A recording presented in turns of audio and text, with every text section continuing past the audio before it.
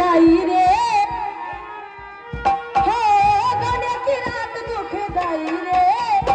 अब ही रे न बोले गने की रात दुखदाई रे अब ही रे न बोले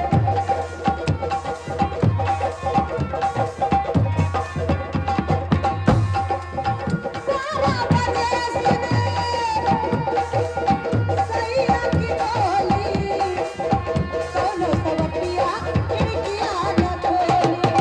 सारा बजे सुने सैया की बोली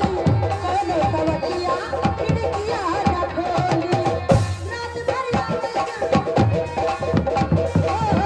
रात भर आवे जामे हारी रे अब ही रे न बोले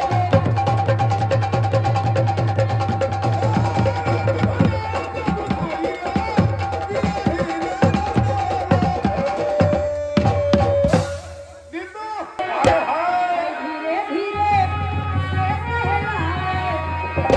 दिंदू हाँ इधर से सहल वालों कबूल बहन से हाँ ये संसन चार पांच आदमी बिछा के करते हैं कि ए माल कमजोर नहीं है टाइट है चाहे जितना सो रहा है कुछ फर्क ना पड़े हाय खटिया के ऊपर हम के सुतावे हाय धीरे धीरे से सहलावे हाय दो दो तकिया लगावली मेरे दो दो बाल तकिया लगावली मेरे दो दो बाल रे सगिर मेरे दो बाल रे सगिर मेरे दो बाल हाय इसे मुझे सतावले